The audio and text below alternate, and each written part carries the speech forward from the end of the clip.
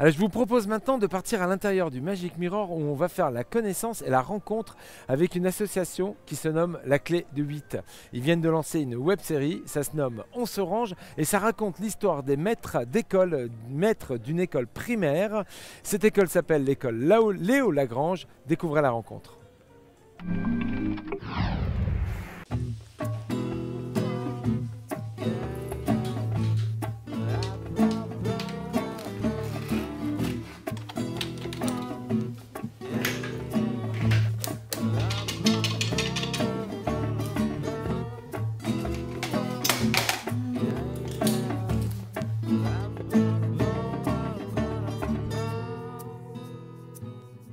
De retour dans le village de Noël et dans le Magic Mirror, et aujourd'hui on va parler web série.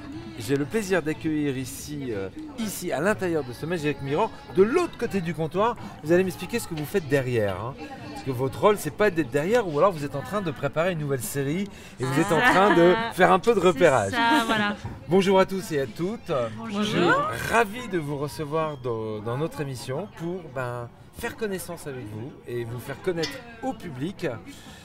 Vous venez de quelle région déjà? Avant de vous présenter, on va savoir d'où est-ce que vous venez. Donc j'ai ici aujourd'hui sur le plateau, enfin sur notre mini plateau improvisé, Sophie. Oui, bonjour. Bonjour, tu viens de quelle région Sophie toi? Bah moi je viens d'ici en fait, de l'Aisne. Tu es originaire de l'Aisne? Voilà, de Faux-Lambray très précisément. Donc voilà, quelques kilomètres d'ici. D'accord. Voilà. On a Maë avec nous aussi. Bonjour. Maë. Toi tu habites où Maë? Actuellement à Reims, mais à la base je suis de l'Aisne aussi, du côté de Coucy, donc à côté de Faux-Lambray. D'accord, donc comme je vous disais que c'était des gens de notre territoire, je ne me trompais pas. Mathieu? Moi j'habite aussi à Reims, mais je suis axonais aussi. D'accord. Je viens de Faux-Lambray. Tu viens de Faux-Lambray et accompagné de Charles. Ouais, donc moi je suis du pays chaunois aussi. Voilà, donc vous êtes tous des enfants, des axonais, des enfants de l'Aisne. Et alors ces grands enfants de l'Aisne, tels que vous les voyez là, ils ont eu l'excellente idée de se lancer dans la production de la web TV. De la web série plutôt, très exactement. Alors c'est une formule que vous connaissez sur ma télé, puisque Marc Saint-Georges, que vous avez pu découvrir ce week-end, que vous avez pu découvrir la 3e épisode de cette série policière, était à la base une web série. Comme quoi la web série est vraiment à la mode. Vous, votre web série, elle s'appelle entre autres On se range, et vous représentez l'association La Clé de 8. Tout à fait. Alors ça. La Clé de 8, on va commencer par parler un peu de votre association après de votre série. La Clé de 8, c'est quoi l'origine? Moi je connais la Clé de 12. La Clé de 8, c'est une asso qui s'est montée à peu près en 2008 en fait. Enfin, voilà, on s'est tous rencontrés à peu près au moment du lycée. On faisait du théâtre ensemble, on faisait des petits films, on faisait des petits trucs rigolos comme ça, et on s'est dit que voilà, on avait envie de structurer un peu les choses et d'être représentés sous un même nom. Donc voilà, La Clé de 8 est née comme ça en fait. D'accord, Voilà. d'accord. Et vous Demi, étiez 8 à l'origine, non? Non, en fait le 8 c'est parce que c'était un peu lié à des choses qu'on avait déjà faites. Il y avait beaucoup de fois le chiffre 8, c'était quelque chose auquel on tenait, mais après l'origine exacte de La Clé de 8 reste floue maintenant. Mais en fait, tu sais Sophie, tu devrais me dire, ne cherche pas de donner un sens à chaque chose. C'est On s'en ça, fout. c'est ça, comme mais ça, c'est ça vrai, s'appelle c'est ça. La Clé de 8, Voilà. c'est La Clé de 8. C'est aussi simple que ça. Voilà, Bon, alors cette Clé de 8 aujourd'hui, elle produit une web série. tout à fait. Pourquoi faire le choix de cette formule, la web série, et pas une autre formule? On avait testé pas mal de choses et on avait envie d'un projet un peu plus grand, voilà, sur un terme un peu plus long. Et, Voilà. Mais pourquoi le web comme moyen de se faire connaître? Pourquoi le web comme moyen de se faire connaître? Hein? C'est accessible à tout le monde, et puis c'est assez libre, on peut s'exprimer assez facilement sur le web, alors que dans sur d'autres supports ça aurait été beaucoup plus difficile. Ouais. Aujourd'hui Internet, c'est une véritable manière pour des jeunes auteurs, des jeunes scénaristes, des jeunes musiciens, quel que soit le domaine que l'on veut aborder, de se faire connaître. Ouais. C'est ça?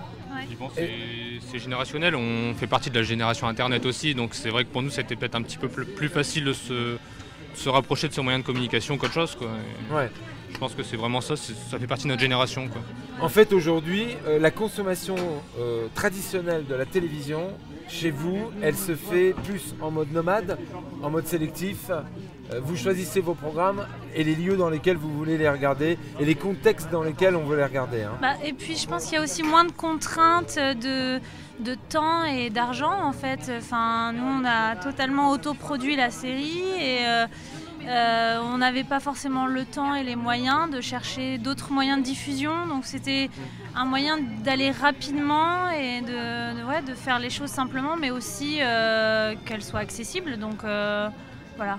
D'accord. C'était le plus simple. Voilà.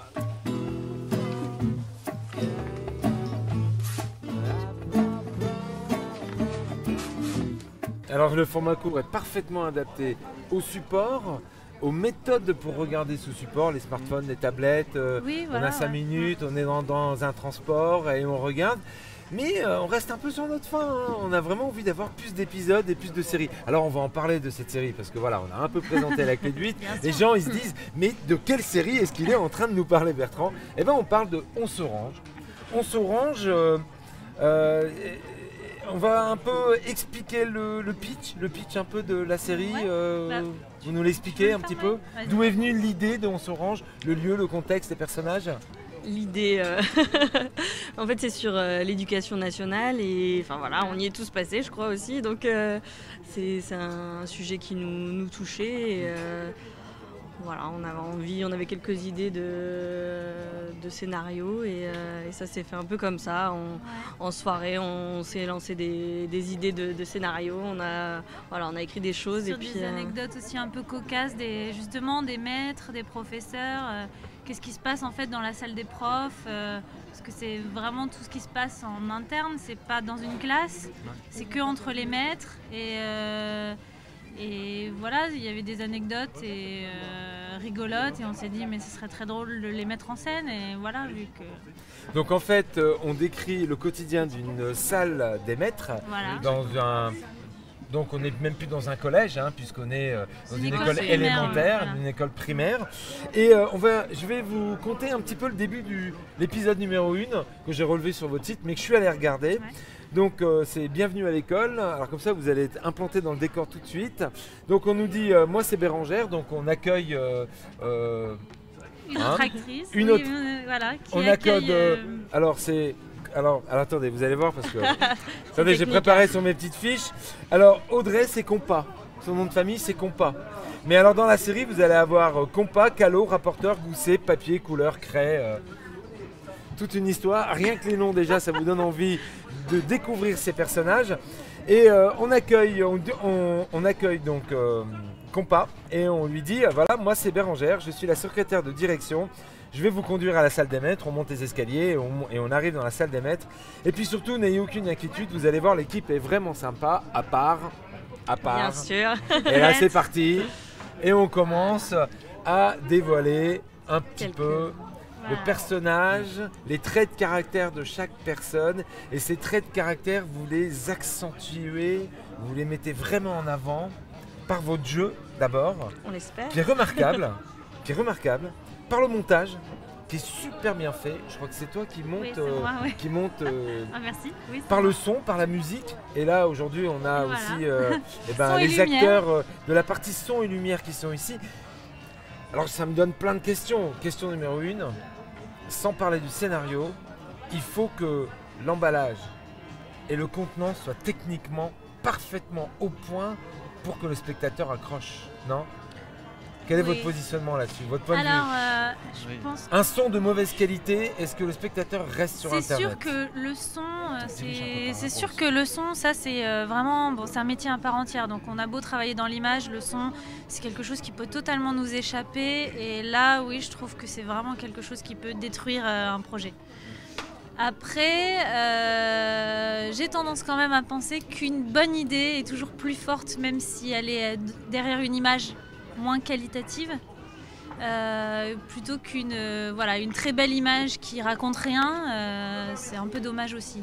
Donc voilà, après notre but, on avait déjà fait plein de petits projets un peu à l'arrache comme ça, notre but là c'était vraiment d'essayer d'allier les deux au maximum.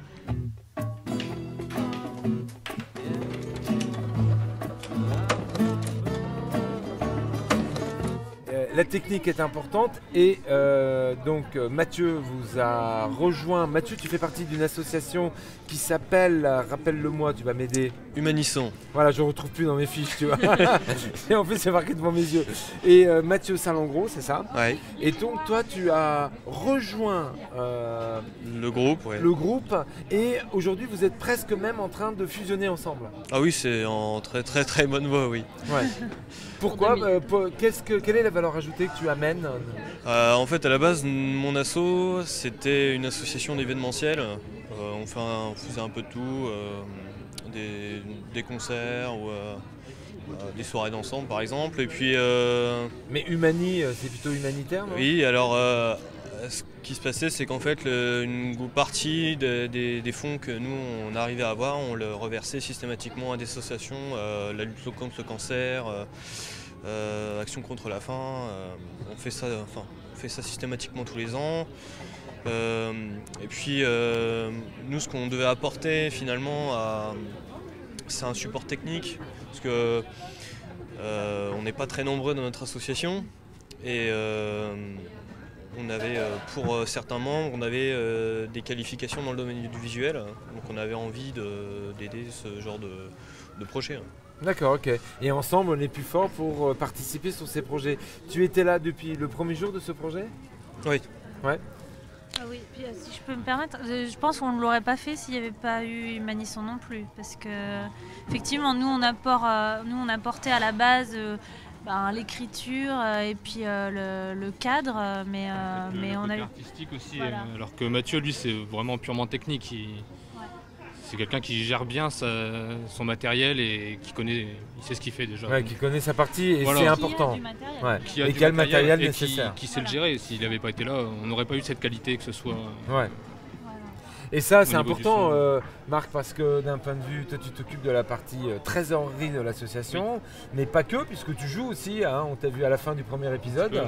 Ouais. Et côté financier, aujourd'hui, l'association, puisque c'est une web-série, je suppose que vous n'êtes pas encore arrivé à faire du placement de produits dans votre web-série, qui est la technique employée par énormément de web-séries pour générer des fonds. Hein. Le placement de produits, c'est mettre en avant une marque. Actuellement, une boisson gazeuse avec une bouteille bien ronde, avec une boisson bien orange à l'intérieur et bien jaune, dont je ne tirais le nom, mais ça commence par orange quelque chose, se retrouve positionné dans énormément de spots et permet à des gens comme vous de se financer. Le côté financement de cet asso, ça marche comment? En fait, nous, c'est ce que Sophie disait tout à l'heure, on a totalement auto-produit la série. Justement, le placement de produits, ça ne nous intéresse pas tellement non plus parce que ça nous ramènerait des contraintes qui font que... On n'a pas tellement envie de contraintes. On est une association où on a besoin de liberté aussi pour créer. Donc le côté financier, certes, il est intéressant, mais le placement de produit ne nous intéresse pas. Je pense que Sophie va me rejoindre là-dessus. Non mais d'accord, mais si ça, le placement de produit, c'était un exemple. Mais ce que je veux dire, c'est qu'aujourd'hui, le côté financier, c'est pas ce que vous regardez. C'est plutôt le côté créatif qui vous importe. Voilà, nous c'est plus le côté créatif. Donc c'est vrai qu'on a un besoin financier parce que du matériel, ça s'achète, ça se renouvelle, ça s'entretient. Et on arrive quand même à gérer pas mal. Alors comment l'association ramasse des dons, a de l'argent pour... Alors l'association, nous on fait également des prestations comme Humanisson faisait. Nous c'était plus dans un cadre audiovisuel. On faisait énormément de photos par exemple pour des occasions diverses. On fait également des vidéos, Voilà. Donc de la production de films institutionnels, des films aussi, donc aussi bien pour des entreprises que pour du particulier. Oui. Et avec ces fonds générés tout au long de l'année, vous pouvez produire vous-même. On les réinjecte dans nos projets la série. Et voilà. On fonctionne comme ça.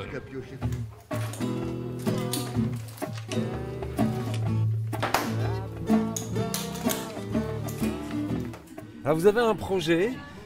Vous voulez faire quoi exactement? Faire de la projection ambulante, c'est ça? Sur les routes de France? Oui. Cet été? En fait, c'est quelque chose qu'on fait déjà depuis plusieurs étés sur des petites dates, 2-3 dates par été. Et parce qu'on copine un peu avec d'autres associations qui font du court-métrage, nous-mêmes on en a fait. Et c'est un format donc qui nous plaît, comme on disait, le format court, que ce soit sur le web ou ailleurs, voilà, ça réunit tout le monde. Et l'idée, c'était voilà, de partir un peu sur les routes et de faire des projections de courts-métrages qu'on glane un peu à droite à gauche et voilà, et de faire connaître à la fois l'association, de découvrir de nouveaux artistes, de nouveaux films aussi, pourquoi pas. Voilà.